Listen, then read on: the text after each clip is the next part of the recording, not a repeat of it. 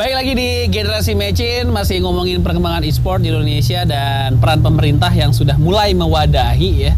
Kalau dari e-sport dan hubungannya dengan pemerintah, ada badan resmi nggak sih atau organisasi resmi e-sport di Indonesia? Kalau ya kita ngomong misalnya bola PSSI gitu. Kalau e-sport tuh apa organisasi tertingginya di Indonesia? Ada, namanya IESPA. Jadi IESPA itu kepanjangannya Indonesia E-Sport Association. Sekarang yang ketua? Ketuanya Pak Edi Lim. Oke. Gitu. Dan mereka ini sudah dari sebenarnya udah lumayan lama sih, udah lebih dari 5 tahun juga didirikan untuk mewadahi para gamer yang kompetitif ini gitu. Oke. Dan jumlah atletnya tuh rata nggak? Maksudnya apa? Masih di kota besar, Indonesia Timur gitu udah ada loh sih? Sekarang IESPA ini udah punya cabang-cabang di beberapa provinsi. Mungkin belum semuanya, tapi mungkin mereka punya arah untuk ke sana mungkin. Jadi untuk bisa mewadahi yang belum bisa dijangkau gitu. Oke. Dan kalau kompetisinya sendiri selain Piala Presiden kemarin tuh apalagi sih kompetisi e-sport? Biasanya dari mall-mall gitu ya, banyak kompetisi ya? Sebenarnya banyak banget sih. Kalau disebutin juga nggak bakal cukup sih satu-satu. Karena sekarang kompetisinya ini hampir tiap minggu ada. Oh, tiap minggu ada? Hampir tiap minggu ada. Di mana? Di mana aja gitu? Ada yang mungkin cuman online aja. Jadi kita cuman bisa menyaksikannya itu lewat live stream. Hadiahnya? Hadiahnya bervariasi sih, tapi brand yang ngadain atau antar tim aja? Ada brand juga, atau ada misalkan dari publisher resmi dari gamenya, atau juga jadi ada yang resmi, ada yang tarkam gitu ya. Tapi nggak tarkam juga sih. Kayak kompetisi bikin sendiri juga betul, ada. Betul. Oke, dan setiap minggu selalu ada. Iya, sekarang tuh tiap minggu selalu ada. Oke. Yang bikin IESPA ini siapa berarti dulu? Dari Pak itu. Jadi pencetusnya gimana? Dari Pak Edi Lim sendiri gitu yang mencetuskan, yang ingin membuat suatu wadah yang bisa mengkoordinasi lah, atau juga bisa sebagai apa ya namanya, sebagai wadah untuk gamer-gamer ini bisa dilirik oleh pemerintah gitu. Pak Edi Lim ini pasti anaknya pemain Mobile Legends nih pasti ini. Pak, peran pemerintah harus sejauh apa menurut Pak Agus, Pak, untuk masuk ke e-sport sebelum terlambat membuat regulasi? Kita tahu lah waktu ojek online booming, pemerintah lumayan rada telat tuh untuk bikin regulasinya itu. Nah ini kedepannya apa sih antisipasi untuk dari sisi sosiolog aja ya Pak ya, supaya tidak ada hal-hal negatif lah dengan berkembangnya e-sport dan game online? Ya, saya kira pemerintah memasukkan e-sport itu ke dalam Kementerian Pemuda dan Olahraga. Kalau perlu KONI mewadahi itu, dan bukan hanya di kota-kota besar, bahkan sampai di daerah-daerah, kalau perlu kecamatan, RT, RW, kita sudah punya banyak bibit. Karena ini melihat potensinya kan luar biasa. Bukan hanya sisi yang amatir, anak-anak hanya sekedar memainkan, tetapi ketika sudah naik pada ranah profesional, ini kan potensi yang sangat luar biasa untuk bisa dikembangkan.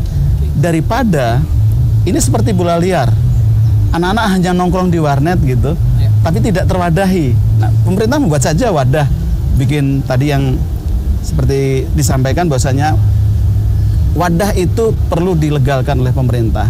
Masuk saja ke dalam Kementerian Pemuda dan Olahraga, kalau perlu ada pembinaan KONI gitu. Kalau mau menganggap ini satu yang serius. Kalau menurut gue ya, sekarang support pemerintah tuh udah lebih dari cukup sih. Lebih dari cukup karena emang gue udah di industri game udah lumayan lama juga, jadi gue ngerti kayak susahnya tuh gimana gitu. Dan apa susahnya tuh gimana? Awal-awal 5 tahun ya? Awal-awal itu kita kayak berjuang sendiri-sendiri lah. Jadi pakai kantong sendiri gitu untuk bisa bikin ini sebagai suatu industri yang legit lah gitu dalam bahasa istilahnya gitu. Tapi kalau menurut gua sekarang pemerintah itu ya tinggal penuh meneruskan aja dan memperbaiki apa yang masih kurang sih. Jadi nah, yang masih kurangnya apa nih masukannya? Yang internetnya di lebih cepetin secara ininya atau apa lagi? Mungkin itu salah satunya. Jadi banyak banget gamer-gamer yang di luar Pulau Jawa terutama yang gue sempat ngobrol juga sama mereka itu terkendala di infrastruktur internet. Infrastruktur internet karena mereka ngerasa mereka nggak kurang kompetitif lawan gamer-gamer yang di daerah Pulau Jawa misalkan seperti itu. Padahal infrastrukturnya udah langit loh. Mungkin langitnya masih di langit Indonesia Barat ya. Mungkin. Geser ke timur, Pak. Mungkin. Nah, sama itu juga sih mungkin kayak perlu ada perhatian lebih ke gamer-gamer yang di luar Pulau Jawa dan Sumatera misalkan seperti itu. Kalimantan, Sulawesi, masih ada Papua, masih ada NTT, NTB yang sebenarnya mereka itu juga banyak anak mudanya kan. Dan menurut gue juga mereka juga sebenarnya bisa kok kompetitif gitu lawan yang gamer-gamer yang di Pulau Jawa. Toh juga kalau misalkan di sepak bola kita lihat pemain-pemain bola yang dari timur itu justru skillnya bagus-bagus ya kan. Nah jadi kenapa enggak misalkan untuk industri e-sport juga seperti itu gitu loh. Oke. Kalau e-sport tuh ada kayak timnasnya gitu nggak sih? Maksudnya kayak yang ngirim timnas? Timnas itu waktu Asian Games itu ada. Ada timnasnya? Itu ya juga yang... Itu dipilih dari beberapa tim atau tim yang juara satu tim itu aja yang ini? Jadi waktu itu karena ada gamenya beda-beda, itu ditentukan berdasarkan gamenya masing-masing. Ada yang memang udah per timnya jago apa? Per timnya jago, terus akhirnya dijadiin timnas. Ada juga yang memang mereka bikin seleksi untuk nentuin pemain-pemain dari timnasnya itu. Oke. Terakhir penutup berarti apa harapan lo dengan e-sport di Indonesia berarti? Gue sebagai pribadi ya, gue ngerasa sekarang industri e-sport itu udah lebih diakui dibanding sebelumnya. Bahkan dari masyarakat yang awam sendiri, mereka sudah mulai apresiasi dengan apa yang terjadi di industri ini. Mereka sudah melihat ini sebagai industri yang positif, nggak cuma sebagai wadah kreatif, tapi juga sebagai sarana untuk anak muda berprestasi gitu, dan juga kayak meningkatkan taraf hidup mereka lah. Jadi menurut gua sih memang harapan gua sendiri, kalau abis Piala Presiden event besarnya lagi apa sih yang big event untuk anak-anak e-sport? Terdekat ada sih, tapi mungkin infonya itu bakal ada di media sosial biasanya. Oke. Gitu. Terdekat abis Lebaran kali ya? Enggak juga. Puasa tetap ada? Puasa mungkin tetap ada. Wah, gokil. Apa sih sosial medianya anak e-sport apa yang wajib di follow? ISPA tadi apa lagi? Ya sebenarnya di Facebook, Instagram juga banyak banget sih kayak mereka tinggal follow player-player kesukaan mereka juga, nanti kan mereka juga bisa dapat infonya seperti itu.